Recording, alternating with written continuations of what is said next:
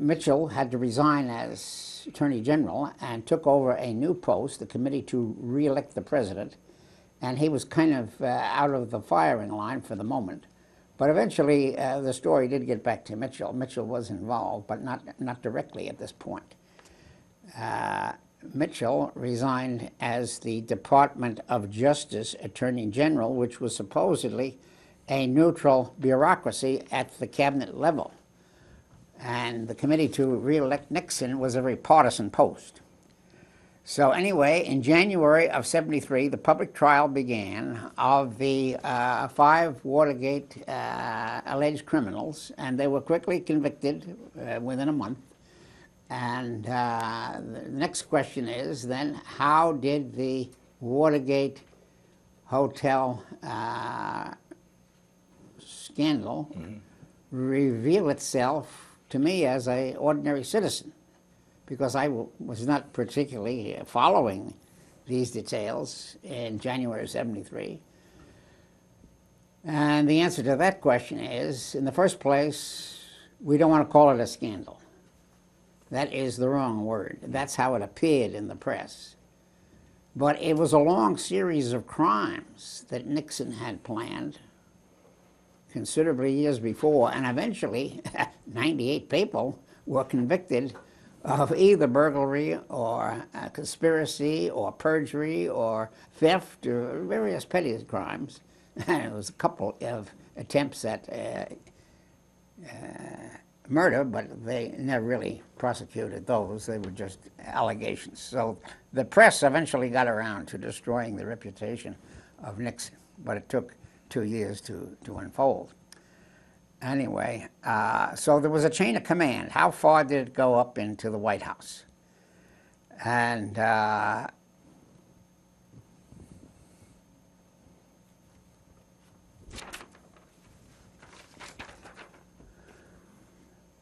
this was involved with the Democratic campaign in which in May of '72, when it was attempted, only McGovern was left because in May, Wallace and Muskie had dropped out and Jackson couldn't win. And only McGovern paid any attention in the second Watergate, and he saw it in the press. But the Democratic nomination process had already been settled, and they didn't have enough evidence to go forward with that. And McGovern said, well, you don't know anything about this. This is inside dirty politics. We'll have to see how the leaves fall. Well, Mitchell had millions of dollars now to spend for the re-election, or he had millions of dollars for this re-election committee. And it's only later that the depth of the criminality of that administration was exposed. So there were other crimes being committed other than a burglary. That was the thing that tipped it off. But later, we'll get into that hopefully next time. The Rand Corporation had a famous Marine who tried to expose the history of the Vietnam War. And the Nixon administration raided his office in Los Angeles. So eventually there's a Los Angeles tribe. But we'll postpone that for a while. Correct. We're still in January. And now, another thing that should be emphasized, although Nixon won tremendous victory, as in the presidency, the House of Representatives and the Senate was still in the hands of Democrats. And the press and the Democratic doves still had some work to do in these next 2 years. So it was difficult for the Senate and House to get at this evidence. But eventually, TV sound bites turned against the administration and began to broadcast what Sirica was doing.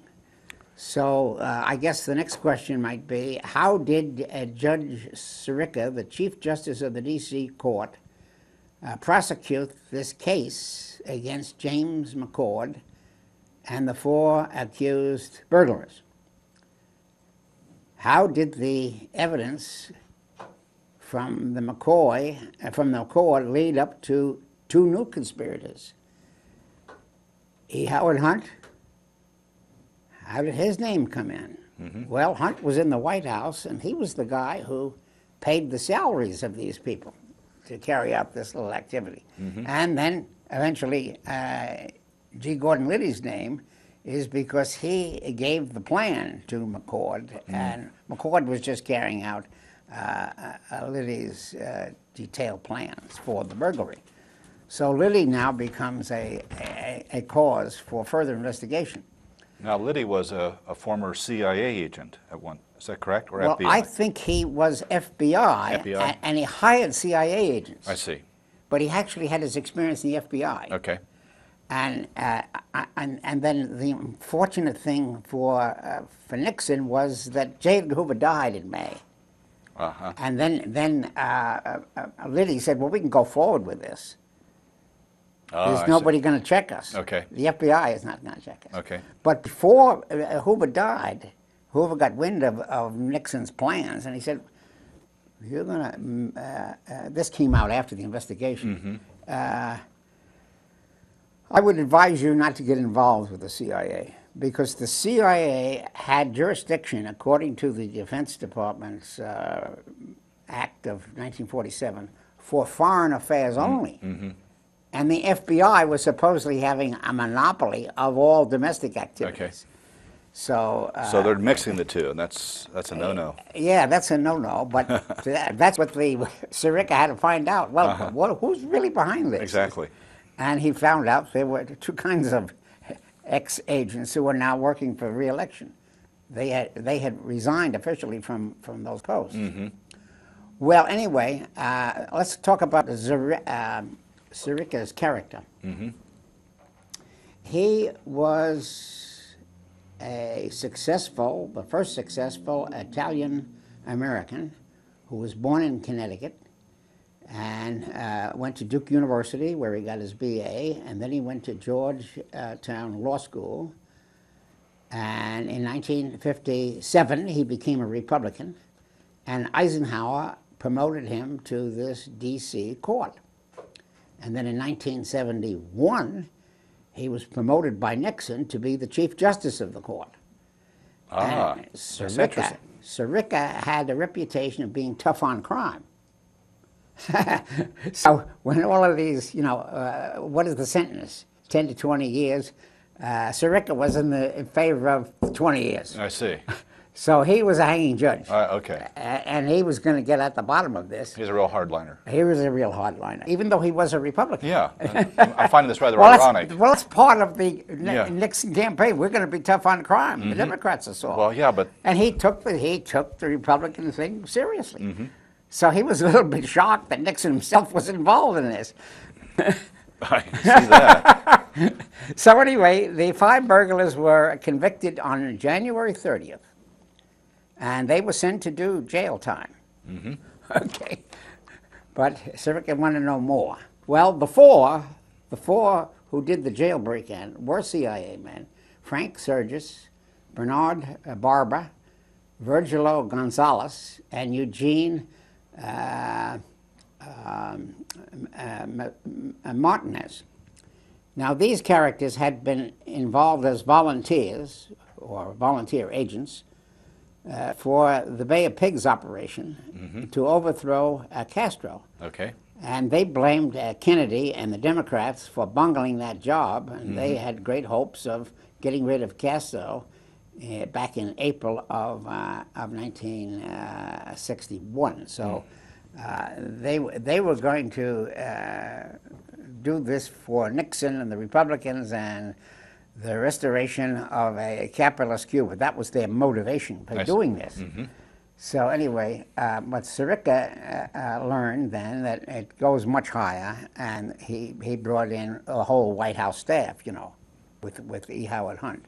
How far does it go? Well, I think we should underline the fact that the CIA have paid agents by the government, and then they have volunteers, which are called operatives, or the British call them double agents.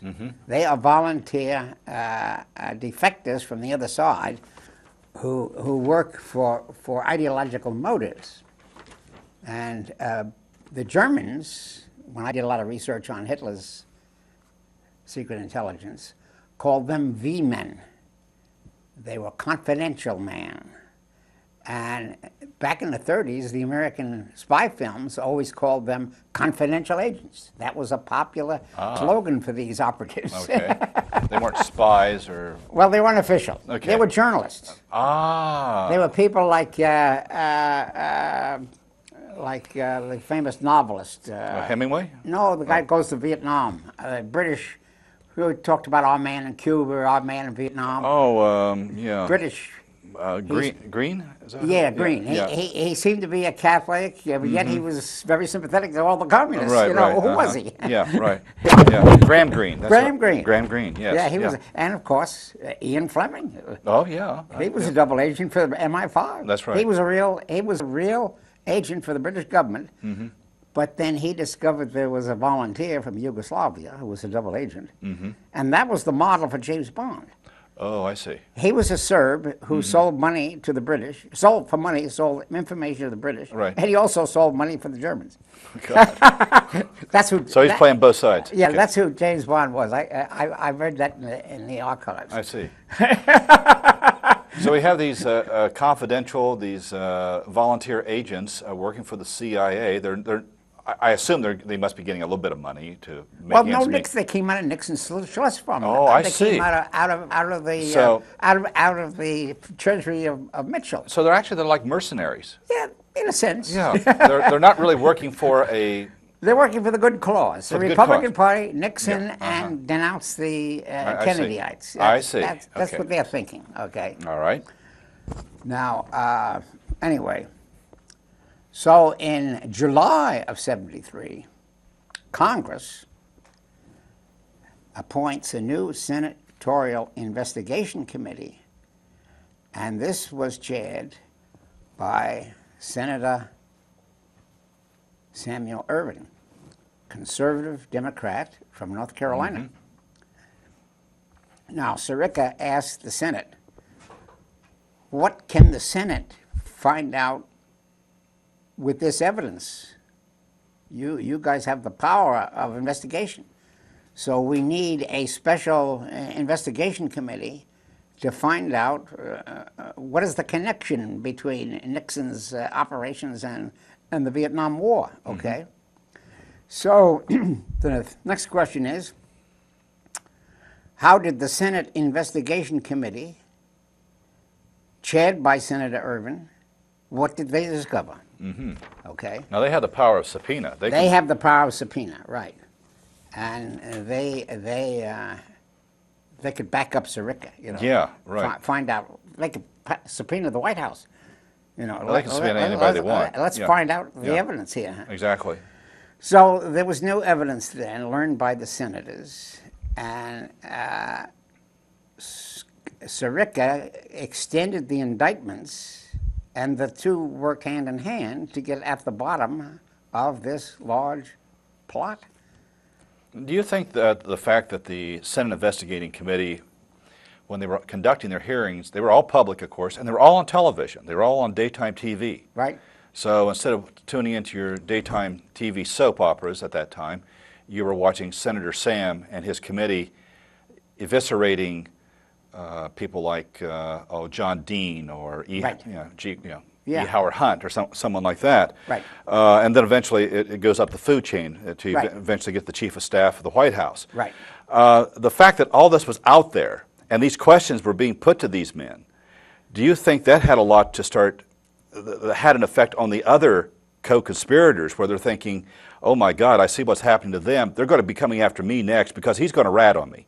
Someone's going to cut a deal. Well, that's what John Dean did. Exactly. That's what I'm getting at. Okay, that's exactly what the point was. Someone's going to crack, and when it cracks, the whole thing's going to fall apart. But it cracked on television. I mean, he ratted on them to millions of people. Well, no. Well, John Dean had some private inklings that this was on. Oh yeah. Because in March of 73, John Dean is a young lawyer. Mm-hmm. He went into the Nixon administration in 1970, and he was a kind of a Republican, a younger and kind of naive in a sense. Yeah. He didn't know anything about the Liddy plan Uh-huh. or Nixon's deep history. Yeah. So he just volunteers for the Republican cause. And he had a young wife, and they were just amateurs and so forth and so on. So in 73, March of 73, 2 months after Sirica began some investigation, it comes around to Dean, okay? Because Dean did get information from Liddy that there was, Liddy gave the plan to Dean. Well, this is the plan. So Dean had knowledge of the plan. Right. But Dean is a little bit worried, and he thinks Nixon is honest, but he distrusts Haldeman. So he goes in March to Nixon, and he says, "I think there's a cancer on the presidency." Nixon, being the old man, "Oh, well, calm down, calm down. Let's go to Camp David, you and I, and we'll discuss this. Who do you think is really responsible for this?" So they have a private conversation. Oh. Okay. And Nixon says, "Let's dump this whole thing on Dean." So Dean says, "I'm going to go to the Watergate. I'm not going to testify much to Sirica, but I'm going to save my suspicions until I get to the Irving Committee." And then when that's how it is exposed. Yeah.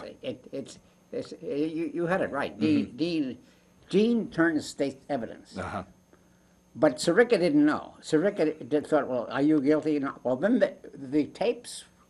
They discovered the tapes. That'll come out later. Right. Yeah. So that's why Sirica wanted the tapes. Yes. Sirica says, "I want to look at those tapes to find out what does Dean really know and who's responsible. Is it Dean or Haldeman?" Right. Exactly. Yeah. That's why Nixon says, "No, you're going to see the tapes.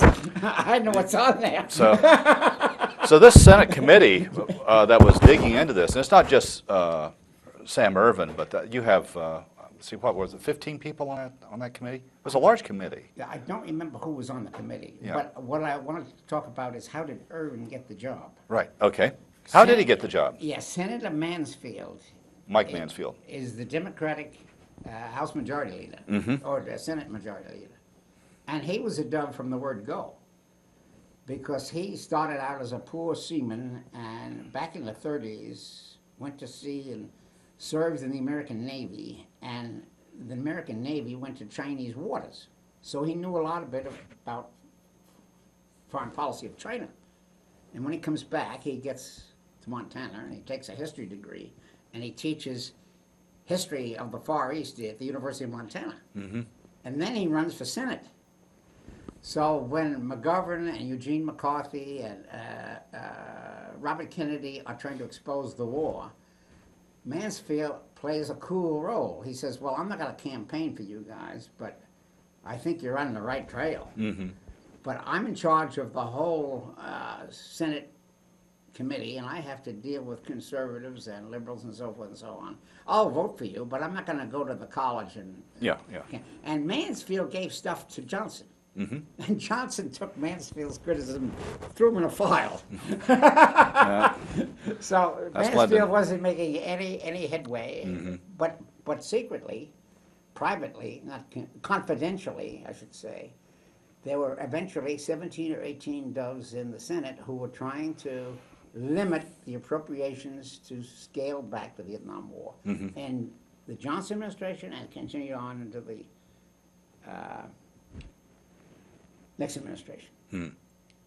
So Mansfield's appointment of Ervin is shrewd, because Ervin is a conservative from North Carolina, and he can get sympathy from Republicans.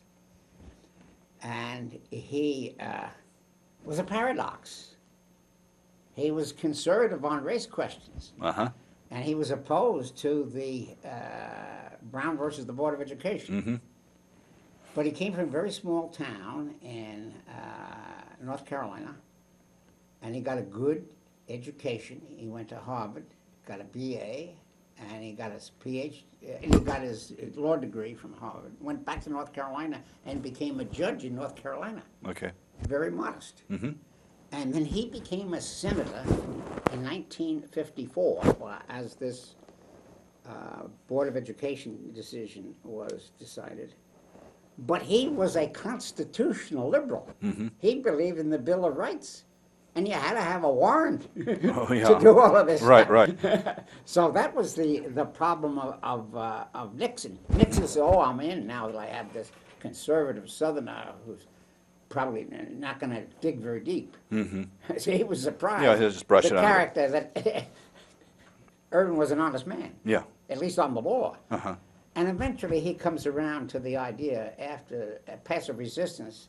He eventually says, yeah, I accept desegregation. And he said, I'm not personally prejudiced against blacks, but I have a right as the senator from North Carolina to protect the prejudices of my constituency. So he was a kind of a centrist. Mm-hmm. And was very sympathetic to the old boy network. Oh, yeah. Yep. That's how it was. Irvin was a good appointment. He was against Joe McCarthy, and when he first got there, and when McCarthy exposed himself on the army, he also served in France in World War I.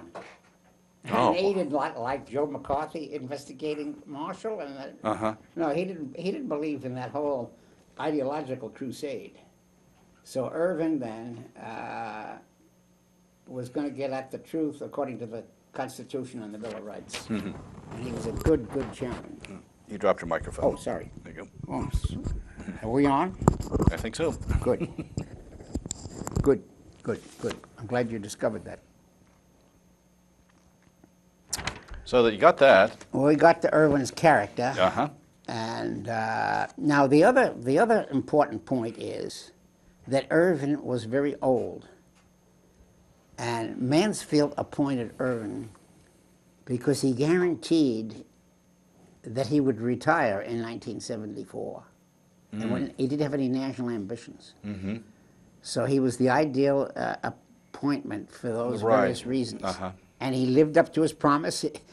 After Nixon resigned in August of 74, in December of 74, Irvin goes back to this little small town in North Carolina and dies in 1988 or something. Yeah, well, yeah. Well, I certainly remember his questioning of witnesses, and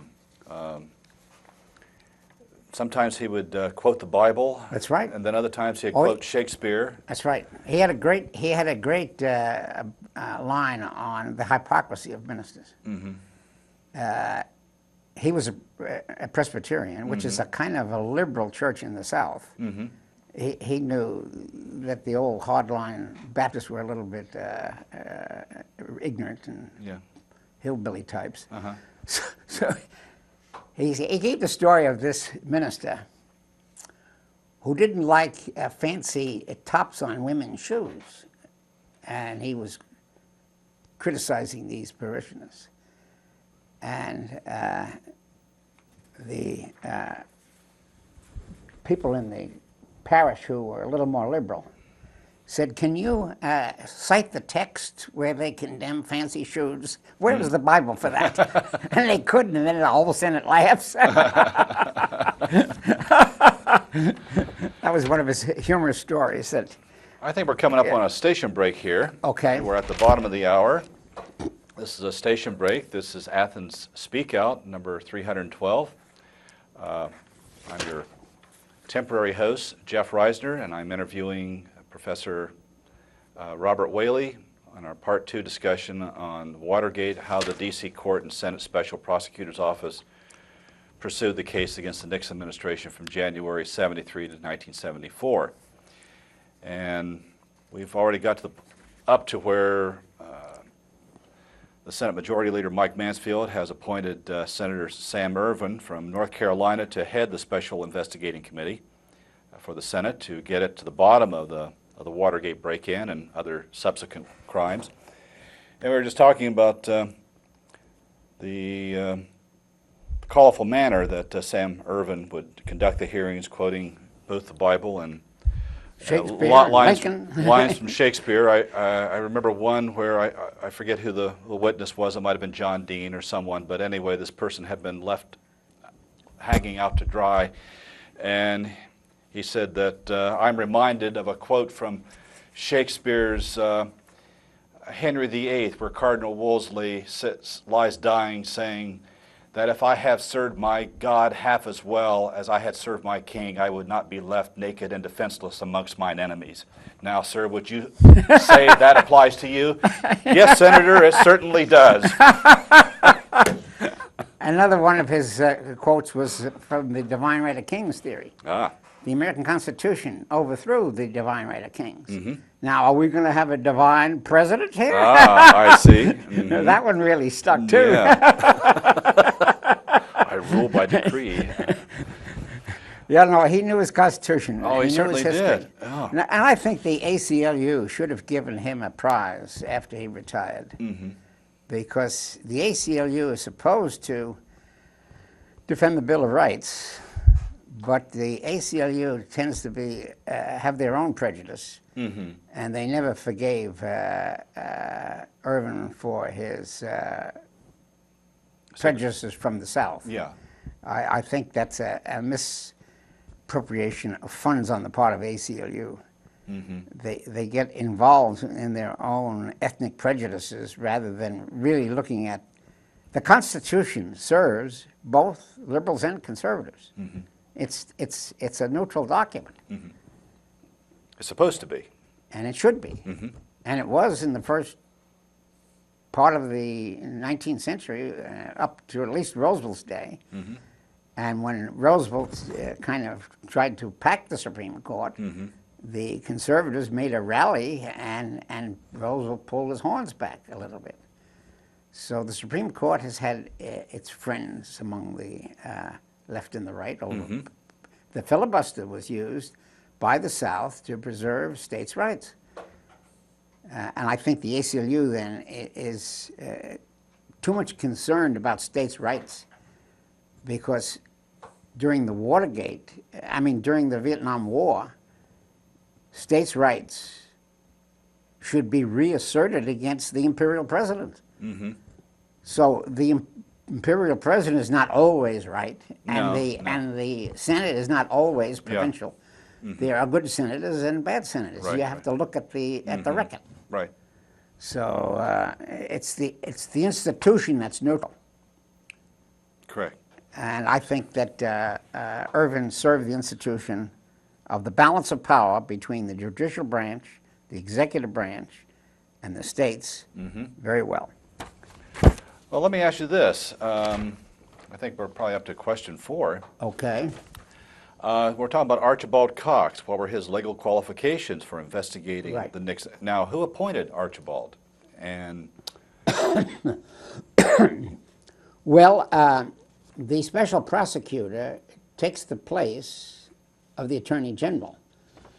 So when Mitchell resigned, Mitchell left the job to Richard Kleindienst, who was the new attorney general. Mm-hmm. Well, he didn't know anything about Watergate problems or Washington politics. He was just a new face from New Mexico. And Cox had experience in Washington. And he had experience as the Solicitor General for John F. Kennedy. Mm-hmm. The Solicitor General has the power to bring cases for or against the president. He serves the president before the Supreme Court.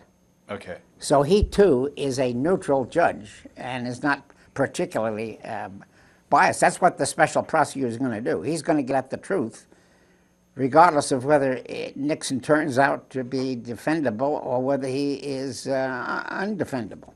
So anyway, that's what Cox was out to discover. So Archibald Cox is appointed by the Attorney General. Right. So he's funded out of the Attorney General's office. As a neutral Justice Department agent, like the FBI. Right. The FBI is not supposed to only look for Democrats or only look for Republicans. They were supposed to look for criminals who break the law. Correct. And then find out their politics later. Okay. So, So Nixon has no problem with this special prosecutor. not in the beginning. He doesn't know how it's going to turn out. Okay. He was thinking that Irvin would probably let him off because he's a Southerner, and he was fighting for the South. Ah, I see. Okay. So he feels confident now. Okay. So anyway, the Solicitor General was nominated by Nixon, and Cox had experience, and Cox stayed on under Lyndon Johnson. He had a lot of experience, and Johnson was carrying on the war, so Nixon didn't have any opinion of Cox really. Okay. He was just a civil servant as far as he could okay. see. Well, anyway, Cox came from suburban New Jersey, a town called Plainfield, not too far from New York. He got his BA at Harvard. He got his law degree from Harvard in 1937, and he served as a clerk of courts for a famous judge, a learned hand. He was the Chief Justice of the Second District. That's New York City. Okay. And you know, there are 10 appeals districts. Right. And California is the most liberal, the 10th district. And North Carolina, South Carolina is the most conservative, the 3rd district. And Ohio is in with Michigan and Kentucky, the 5th district, kind of a center district. But anyway, the 2nd district, Learned Hand served all during the New Deal time, and a lot of people thought that Learned Hand would get the next Supreme Court appointment. And a lot of the justices in the Warren Court and the Frankfurter Court and the New Deal used to quote Hand and the appeals court, and that became precedent for the Supreme Court because he was such a fine legal scholar, you know. So Learned Hand was quoted by the law schools as a real scholar. Well, Cox is right on the inside track of being part of the elite, you see.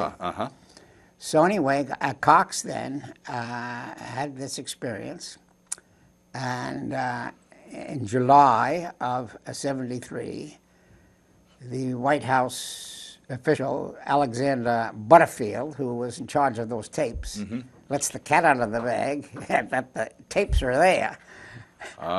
Okay. And Cox then demands, well, Haldeman, turn these tapes over. Let's find out what's on there. And Haldeman, as the chief staff for Nixon, says, no, we'll give you an abstract. We're not going to give you all the tapes. So he's doing executive privilege. Yeah. So that's where the legalistic rubber hits the road. Right. Cox says, I want the entire tape, not an abstract, because we have to find out who's lying, and Dean or Haldeman. So anyway, that leads to the White House, the Oval Office, getting into more cover-up. So I guess we ought to go on to the next question. Yes. Because suddenly a new personality comes into the scene. What's the importance of James Schlesinger? Schlesinger. Do you know anything about him? Not a whole lot, no. Well, we're coming to this thing called the October Surprise. This is when Nixon decides to fire Cox, and right at the same time, Kissinger's faced with the Yom Kippur War. Oh, that's right, yes. The fourth Arab-Israeli War. Right. Okay? Okay. So it kind of interrupts the proceedings because Cox and Sirica and Irving investigations were kind of stopped for 2 weeks. Because Henry Kissinger comes in there and says, we got to have a new defense secretary. And Schlesinger had been serving the CIA. And Schlesinger is then appointed on the 6th of October as the new defense secretary in order to scare the Egyptians and the Israelis. You know, we got the bomb, you better behave yourself. Okay. But you see, the public begin to say, well, why is Nixon shuffling all of these people around? There must be, it kind of led to Woodward and Bernstein. There's some kind of a conspiracy going on something's here. going on, right. The appointments, who's on first, what's on second? I don't know. But anyway, it did hold up the Cox investigation for 2 weeks. So on the 6th of October, Kissinger demanded of Nixon, you got to appoint Schlesinger, and he's going to be the new Secretary of Defense. Now, who was the old Secretary of Defense at this time? Oh, I forgot. I think that goes back to the Vietnam War. He was just he was just carrying out Nixon's orders, bombing them. Isn't that awful? Can't remember. I don't think he was very important. Apparently not. In other words, Nixon gave the orders, we're going to bomb Hanoi, and he carried them out. He didn't question them. He was not a dove. He just carried out the ordinance. Somehow the name Rogers sticks in my mind. Was it Rogers? William Rogers? No. No, he was the Secretary of State. Right, yeah. And Rogers was just a paper shuffler. And I think this Pentagon guy was just a paper shuffler. And I think, Schlesinger is a paper shuffler. All he does is keep the Army, Navy, Marines happy and keep the Air Force with supplies. Right. He's a technical expert on the armed services. He's not getting involved in Watergate, but it just has a coincidence. What is the true relationship between Nixon, Kissinger, and the Watergate problem? Now, I always suspected that Kissinger knew more than he was telling. Oh, I'm sure he did. I was always suspected that Deep Throat was Kissinger himself. But it later came out that Deep Throat was an FBI agent by the name of Felt. But that gets back to this odd couple thing. Because the anti-Nixon people always knew Nixon was an anti-Semite. Yet for foreign policy reasons, Kissinger and Rockefeller needed Kissinger in that post in order to deal with nuclear bombs and Soviet Union, and they had to have somebody in charge of the balance of power problem. They just couldn't have an ideologue up there. Joe McCarthy's anti-communist is not enough. No, not in this case. Well, especially in the So it's a very complex story, really. So anyway, now Kissinger's also promoted. Kissinger was the national security advisor. But in September, he gets a new title. He's now Secretary of State. Yep. So as Nixon is fading, Kissinger's rising. And he continues on with Ford. That's There's continuity there. Yeah, that's the importance of Kissinger. Kissinger's calling the shots. And Kissinger's calling the shots on the Yom Kippur War. Oh, yeah. He's saying to Egypt and Israel, you got to have a truce. And I got the bombs. And you don't make the truce, I'm not going to resupply you. Right. That was a problem when when Saddam attacked Israel. He did it so overwhelmingly that Israel lost a tremendous amount of material, and they needed some resupplying, and the only place to get it is from Kissinger. And he's got the bargaining power. And he's got all the chips. It was only a 2-week war. And after it's over, back to Watergate. That's right, Everything starts again. Okay, so anyway, this is a very interesting political story that has deep roots. So anyway, on the 19th of October, Nixon fires Cox. Now, does he have the authority to do that? Yeah, because the special prosecutor was appointed by the Attorney General, and Kleindienst was the Attorney General. Okay. And he wants to fire Cox and make Kleindienst the man. I see. So, but Kleindienst resigns the same day. Ah. And he says, well, I'm not going to take this job if I don't get the tapes. So wow. So the Attorney General and Kleindienst and the special prosecutor. They all resigned. They're all gone. Just like that. 1, 2, 3. All in a weekend. And then there was Richardson, Elliot Richardson. Elliot Richardson. Now, how does he come into this then? Well, he was going to replace, first they offered to Kleindienst, he says no, and then they said, Richardson, you take it. Then he says no. I want the tapes. Okay, so now Richardson said, now you got 3. Yeah, you got out. So then we come to Bork. Yeah. Judge Bork. You Yeah. know who he is? Well, he was the guy that tried to get on the Supreme Court, but Well, before that, before that, he got into a little tiff with Kennedy. Mm-hmm.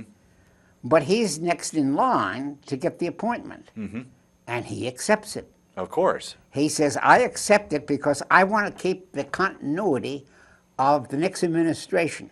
Yeah. I don't want the job, but I'm going to take it." He was a political opportunist. That's all he ever was. Well, he lost in the long run. He sure did. Yeah. And deservingly so. Yeah. I have absolutely no respect for the man. I don't hesitate to voice it. So anyway, this is all grist for Woodward and Bernstein to come up there. They call it the Saturday Night Massacre when these three guys are Well, I resign. can see that. And Bork takes it. And they say, "Oh, but Bork is a phony." Yeah. All right. So he didn't win it in the Washington Post. Okay, so this happens. Now, how does the Senate investigating committee take all this? How does Sam Ervin feel? Well, this is great. Yeah. In other words, let's get at these tapes. Let's find out. And Nixon told his chief of staff, J.R. Haldeman, give Cox only the abstract. Mm-hmm. Now we're going to get the transcripts, and hopefully we get the transcripts. But you have to have a Supreme Court appeal. Okay. That's what Bork does. Said, well, okay, let's send it to the Supreme Court. Okay, so he's passing the buck up. He's passing the buck. Okay. Now, and Congress passes a new law. You see, the special prosecutor was a temporary appointment. Mm-hmm. So Ervin gets the Senate to make the special prosecutor a permanent part of the law. So there's not going to be any further delay here. Okay. So Bork says, well, let's go to the Supreme Court and make an appeal. Does Nixon have to deliver the tapes? Right. And the Supreme Court votes 8-0. Nixon, you deliver the whole thing. Well, that's the way it should have been. I mean, constitutionally, that was the correct procedure to do in the first place. It took us a long time to get to the real Nixon. Right. But, I mean, that's why you do have a Supreme Court, is to decide the balance of power between the two legislative branches, and that's what they have to do. Well, now there's talk of impeachment. Well, yeah, now there would be, of course, but...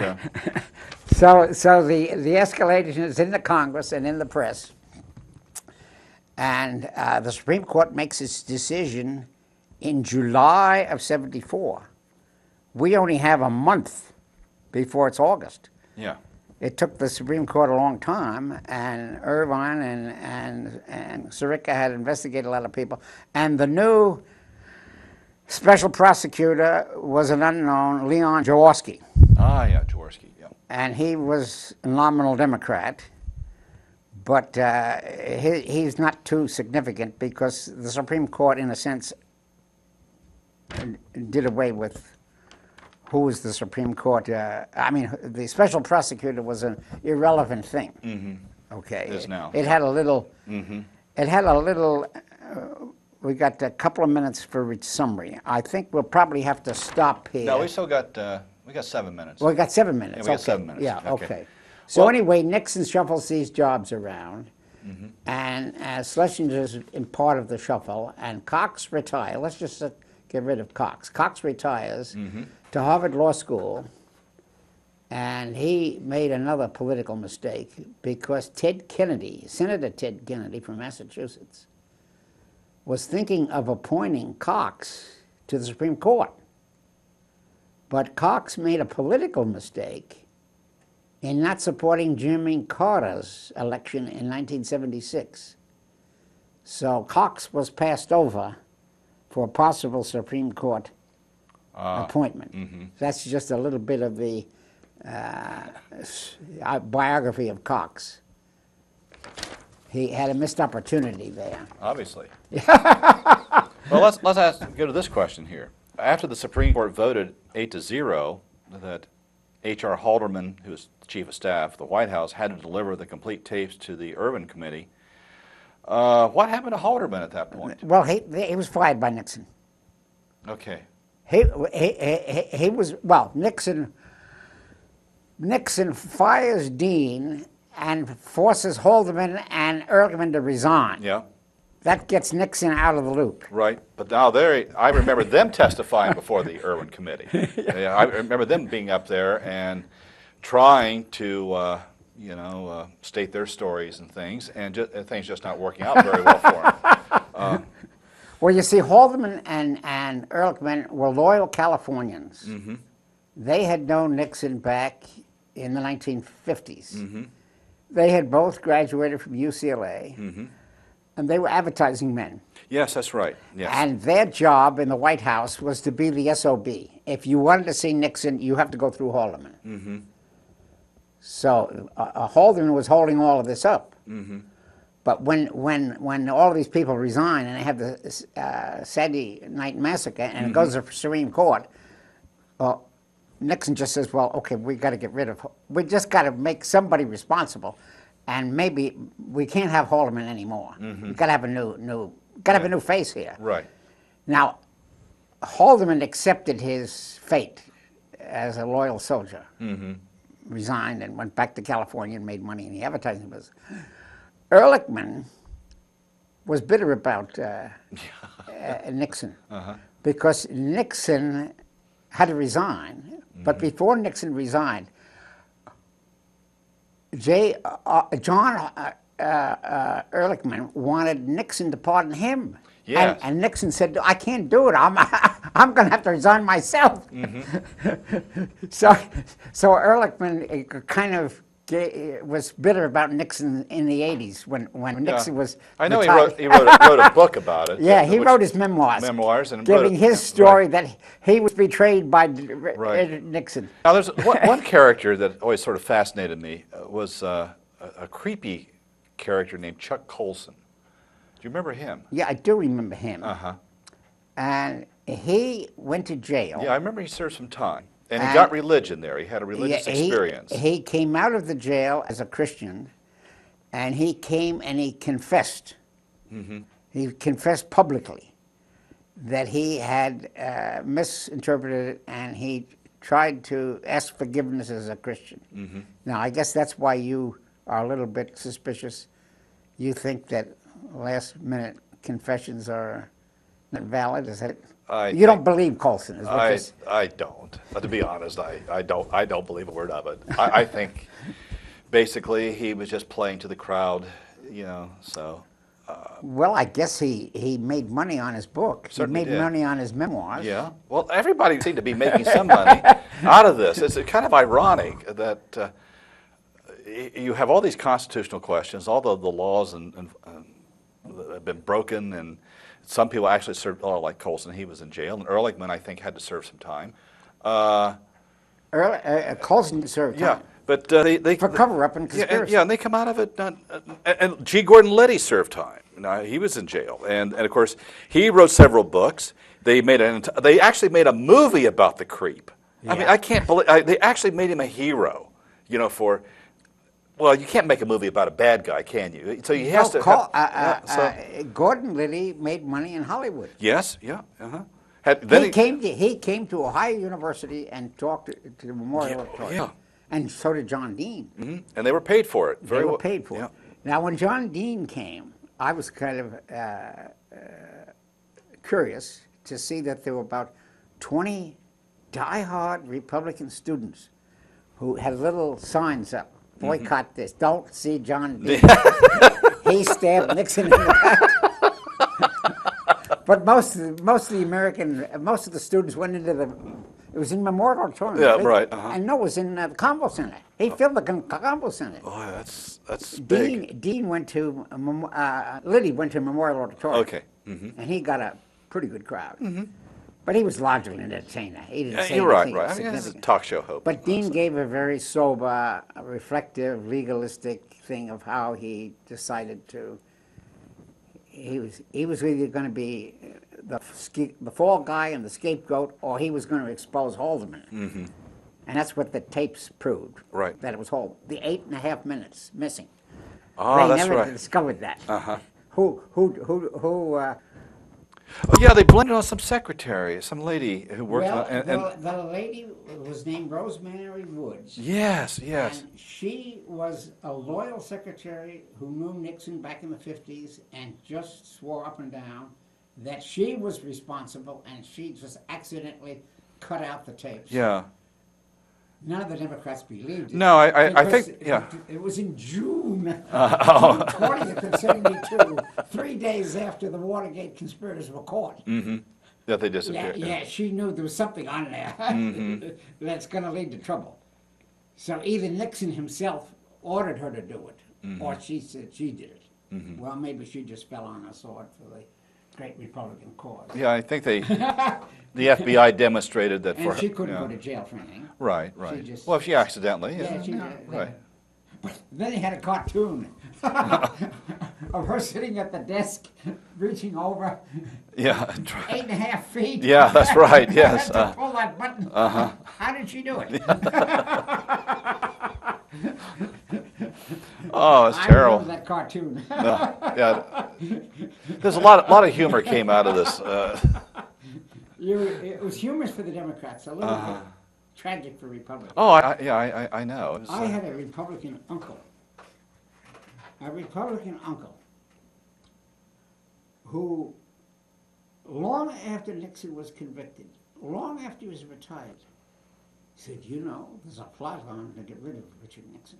He still believed in the old story. mm-hmm. Yeah.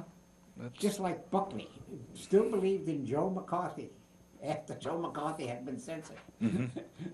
He was not going to give up. Right. Well, I guess we'll have to I guess stop here. that was our 2-minute warning, was it? Yeah, that's our 2-minute warning. Well, I'll give you 2 minutes to sum up and get us ready for the next time. Yeah, I think we've got about as far as we could here. On this. And what we've learned today is that Judge Sirica convicted the 5 brewers, and this led to E. Howard Hunt and the finance, and G. Gordon Liddy, who drew up the plan, and the conspiracy to by the public, and there were many crimes committed by this administration. And Nixon was able to hire ex-CIA agents and ex-FBI agents to spy on the Democrats, and Sirica convicted them one by one for at least lying and cover-up and part of a wide conspiracy. And Senator Mansfield made a shrewd appointment in getting Senator Ervin to further the investigation, and he stuck up for the Fourth Amendment and the Constitution and the democratic privileges of the Senate, and he questioned Nixon as the imperial president and the would-be divine right president, and he was an old-fashioned 19th century American in a time of deep constitutional crisis. And Sirica and Ervin, really with their investigations, showed that it was a constitutional crisis. And Ehrlichman and Haldeman were largely responsible for the cover-up, and Mitchell's White House staff, and Ervin won public opinion and exposed them as agents of Nixon. And then Nixon had to fire Cox, Richardson, Kleindienst, and he had to fire Haldeman and Ehrlichman, because nobody else left. Yeah, that's right. Yeah. So in July of '74, we had the complete testimony of the transcripts, 8-0, and Nixon is on the defensive. It isn't too far from Nixon's resignation. No. Well, I guess we'll And end this it is there. where well, next time we'll talk about Kissinger and Alexander Haig and the final end. Right. Okay. Thank you for coming. This is an important debate because debate is the oxygen of democracy. Well. I should have said tuning in Tuning rather in. than coming.